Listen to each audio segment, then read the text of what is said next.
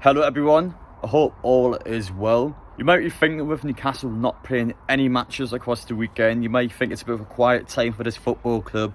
It's never quiet. I think you should learn by now, support Newcastle United. And one individual that I haven't actually dedicated a video to in quite a long time is our co-owner and director, Amanda Staveley. She enjoyed her birthday across the weekend, of course, seeing the men smash Tottenham 4-0, and then she saw the women's team smash Huddersfield 10-0.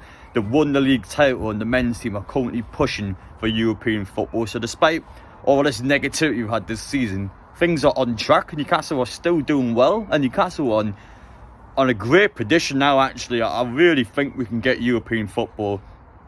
But as for Amanda, there's been quite a lot going on about her, so I want to dedicate a video today. There's three major topics that I feel like we should be talking about. You might have seen the first one already. Quite a lot of people have talked about it, but of course it's an ongoing court case against Mike Ashley that she is currently winning.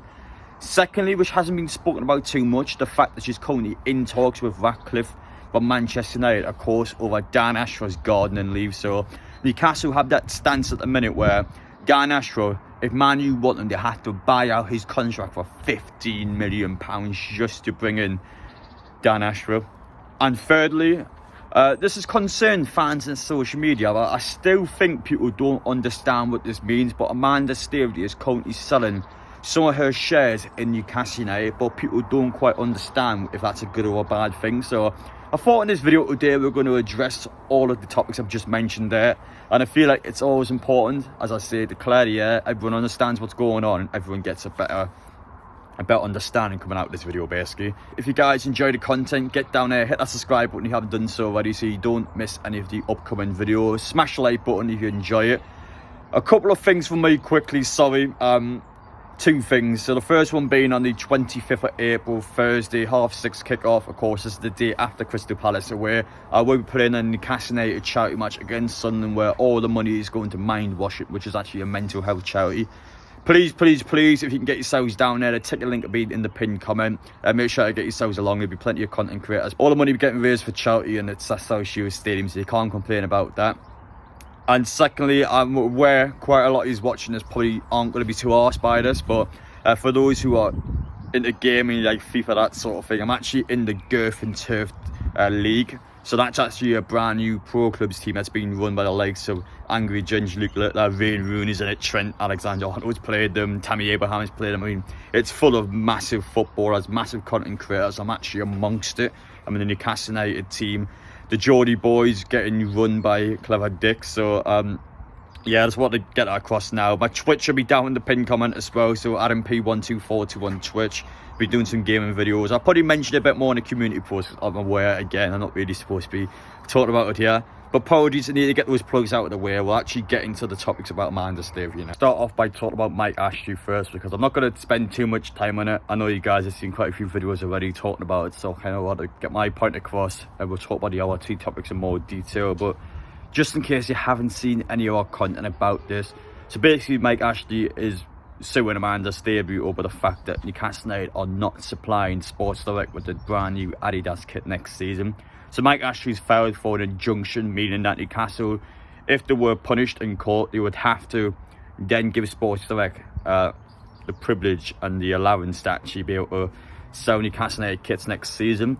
So Mike Ashley had lost the case in its first proceeding.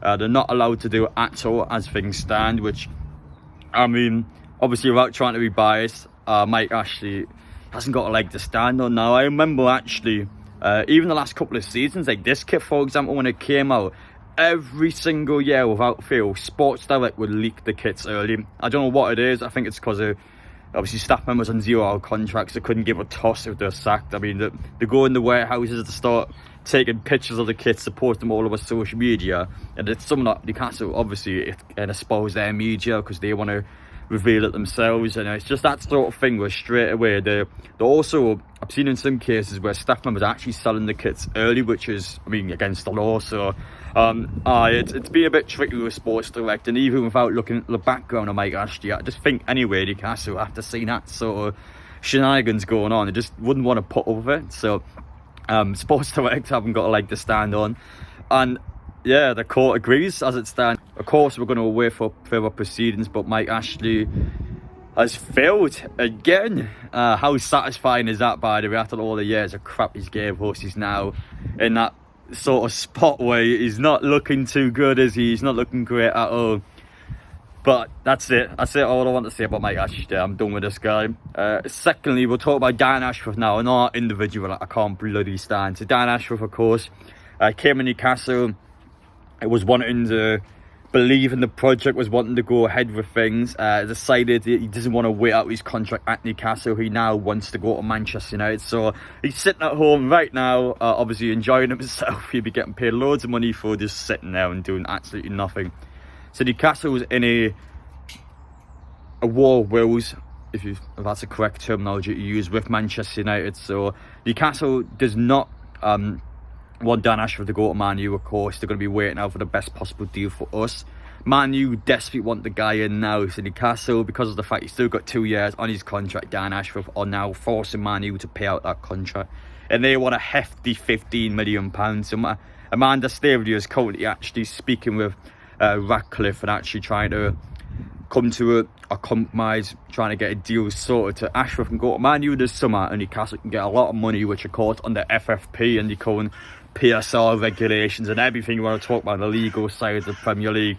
£15 million for a guy that's, I mean, just a staff member behind the scenes is mental. So Newcastle are obviously working the deal out. I think even if you get anything above £10 million, I think it's a great deal. And Man U's also a team as well that will be somewhat desperate to get him in as soon as possible.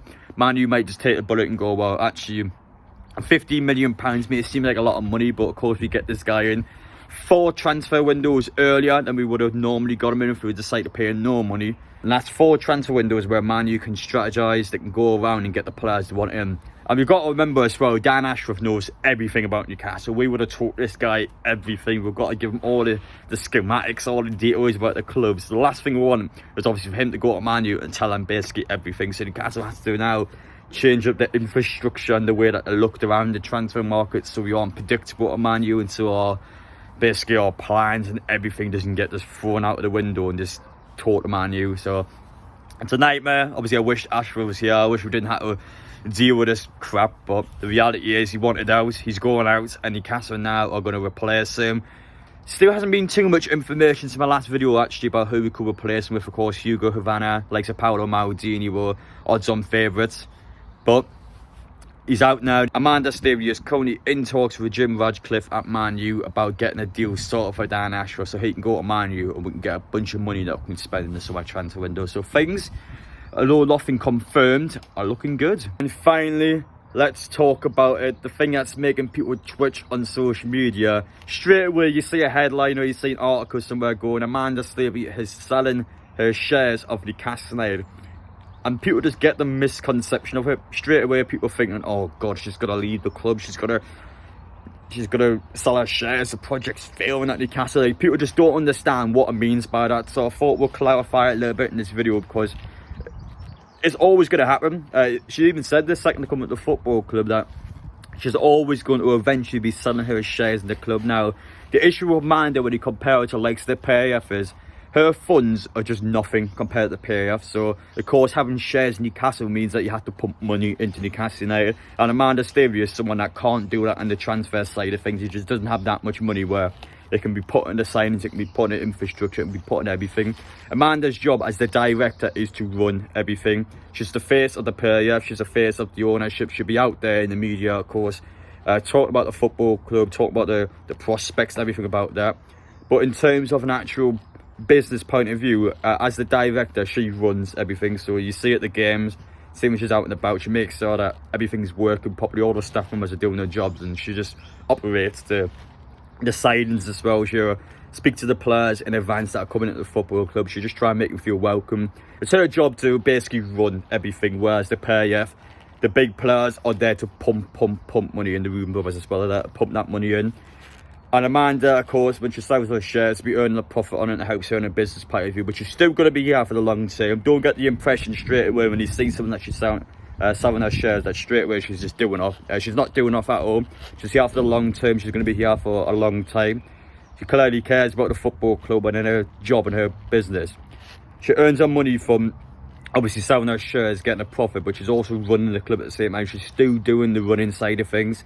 And the PAF is the ones there that are pumping that money in and making sure that Newcastle reaches the targets that they set out.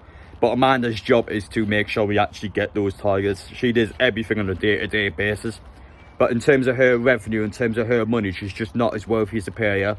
Hence why she sells her shares in the long term to benefit the club. And to make sure, obviously for her, she gets a profit. And she can do her job properly, and the PAF has enough shares there where they can just pump everything into the club, which is exactly what we're doing, and that's the business side of it. But just don't get the impression that Amanda's doing off. Don't get the impression that the club's selling up. We're not doing anything like that at all. It's just a case where it's always been agreed, but Amanda just is not going to have shares in the club long term. She will sell her shares up.